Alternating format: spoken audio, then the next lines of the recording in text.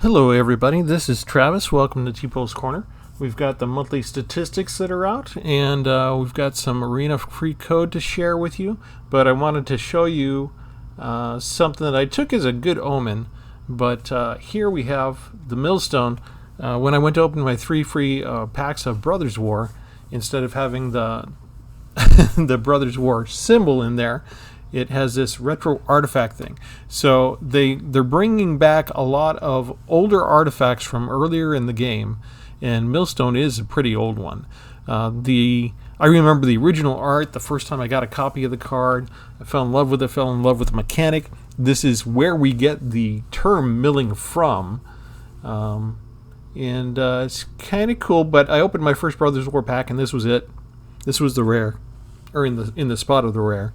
And so I took it as a good omen, and then I got my next 2 packs. I felt a little bit let down actually because let me go see where I got a chromatic lantern twice, so I came to my shrine deck here where I used for my historic ranked battles, and I put one in to see how it would work for fixing my land problems. So I always got to do some mana fixing there, but yeah, that was fun. Anyway, let's go into.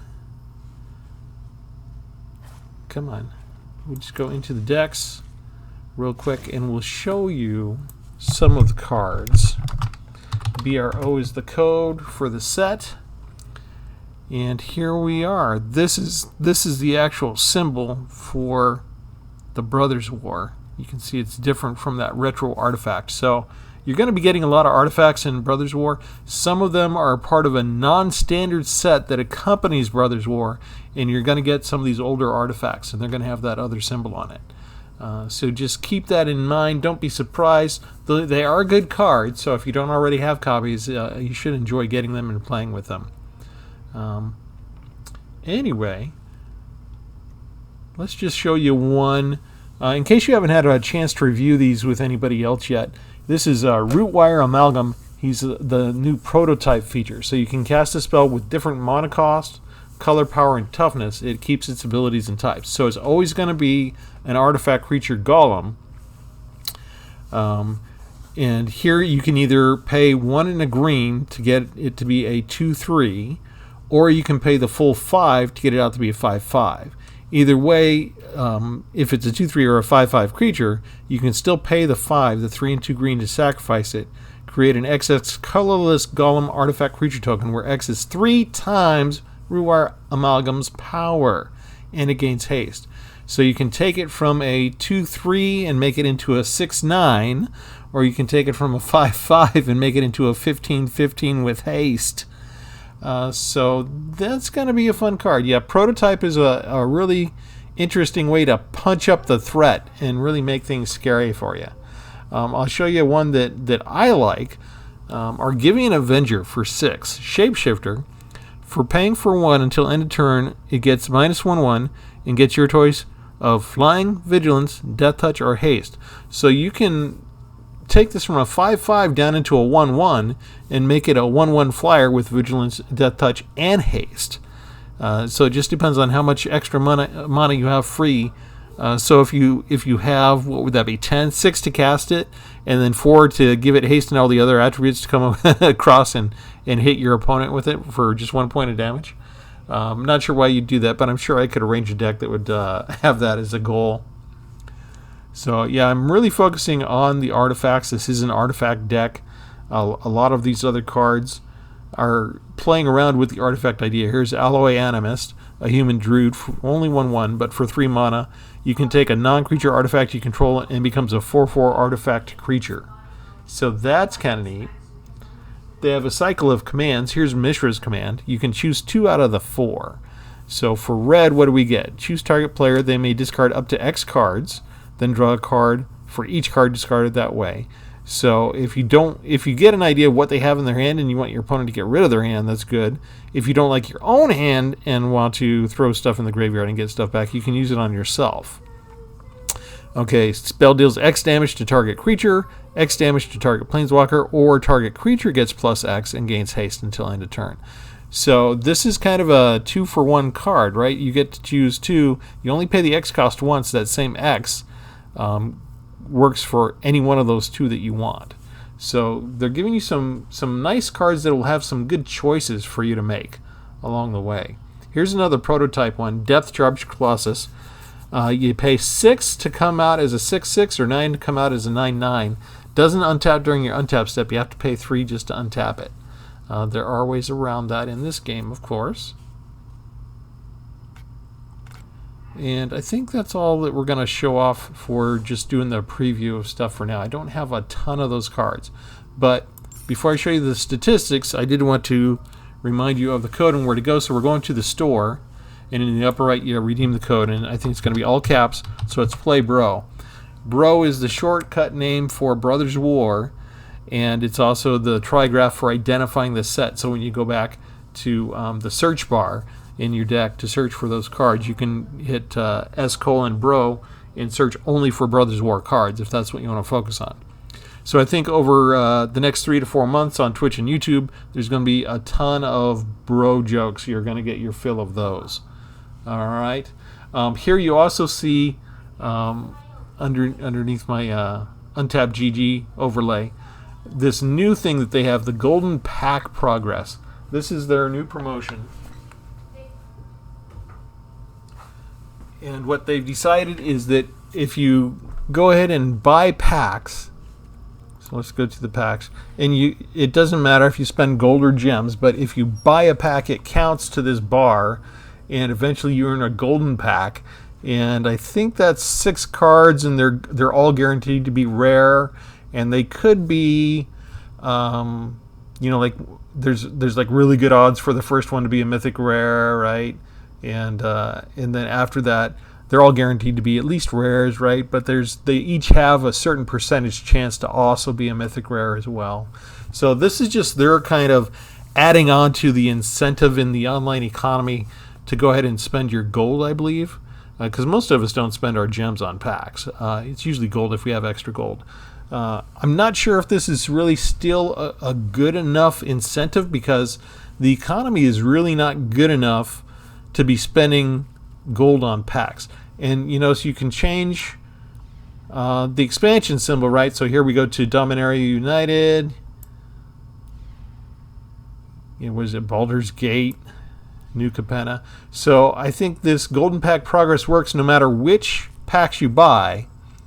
So just go buy some packs and fill it up if you want to check it out. I think that the economy is so poor that the best thing that you really want to do is go over to the events, and you still just want to spend your gold on the drafts. I tend to do quick draft, especially for the new sets, so that I have time to look at things, so I don't have to worry about a timer and other players. That's me right now. I'm doing the quick draft, and I'm getting better so that I'm winning more matches, although I can still have times where I just win like 2 or 3 matches and then I lose. But I am slowly getting more wins as I go, and if you do that, then you'll get some more golden gems. And it's basically here after I do a few quick drafts that I get enough gems, and I pay for the mastery pass. Okay, so the next thing that we're going to do is I'm going to bring over the statistics that they sent to me for my statistics since Dominaria United came out. So I've managed to open 95 boosters. Since I'm a free-to-play account, I didn't pay for any of that, right? I didn't buy it with gold. My favorite color was considered white. Something happened in the last month that I've been playing that it's changed and said, oh, your favorite color is now black. That's what you're crafting more often. Favorite format is standard. Favorite format wins 422. I'm not sure. There's no real context. They don't share your wins versus losses there, so I guess that's good. Mastery level got to 104. You can see that I'm not doing a lot of limited stuff and constructive rank. I don't have enough time to keep playing ranked a lot, just because I'm busy making decks for you guys, and I'll make 2 or 3 decks in a day sometimes if I have enough time. And some of them are jank, but I'm playing on regular, just testing them out. Games played 2,139, more games than over 99% of players. Quests for gold, 45,250, more gold than over 95% of players. And daily wins gold, I've made 53,000, and that's more gold than over 99% of players. So between the quests and the daily wins, I've been bringing in the gold, and you can see, let me move it back. I was up about 300,000, but I did try and enter one tournament. I got creamed by like Muxus Goblin deck, of course, because it was historic, and they really should ban Muxus, but oh well. So that was where 20,000 went. And then I did some quick drafts, a couple lately of Draft Neon Dynasty, and that's how I got my final Shrine deck for, or Shrine card for the Black Shrine. And you're going to see that series soon. I'm going to do a whole series on the Shrines. But anyway, those are the statistics. That's the store. There's the new gold packs. A couple of quick cards showing the Brothers War. I think that's everything that I wanted to cover now. There's all sorts of stuff going on in the real world with the parent company Hasbro and their stock tanking, stuff like that. I won't get into too much of that right now, but I might give some commentary on that in some other type of places. The one thing I haven't gotten to check out yet that I'll show you as part of this little arena tour that we're doing just before I sign off is the Mastery Tree. I haven't looked at it yet. Let's see what we're looking at. We've got a little zigzag stuff going on. We got Kyla for white. There's Titania for the green.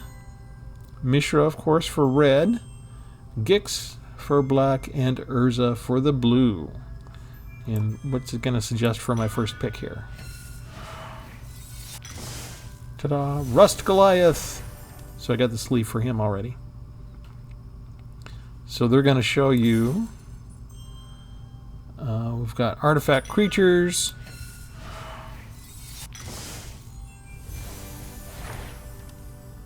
When Haywire Might dies, you gain 2 life. Exile target non-creature artifact or non-creature enchantment. We show the greens here. We got legendary creatures. We got legendary elemental avatar. And oops, there we go. And I already did that one. There it is. Oh, okay, I see what they're doing here.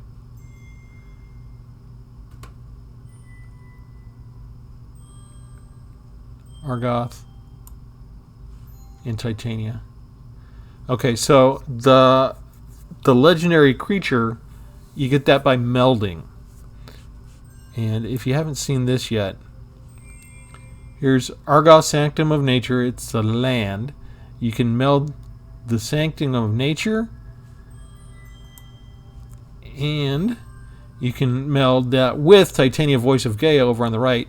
Those two meld together to turn into Titania Gaia Incarnate, which turns into from the elemental to the elemental avatar. And then you go from a 3/4 creature in that land into an XX creature with Vigilance, Reach, Trample, and Haste. So that's kind of cool. Anyway, there's different meld costs for each color set, and you're going to have to learn those. I'm going to have fun plunking my little mastery globes into each one of these and checking out the card sleeves that I get. So don't forget to be working on building up your mastery for the mastery set. And we'll leave it there for now. Send any questions in the comments that you have about anything that I've covered here, and we'll catch you next time. This is Travis from Tpull's Corner. Thanks, guys. Have a good one.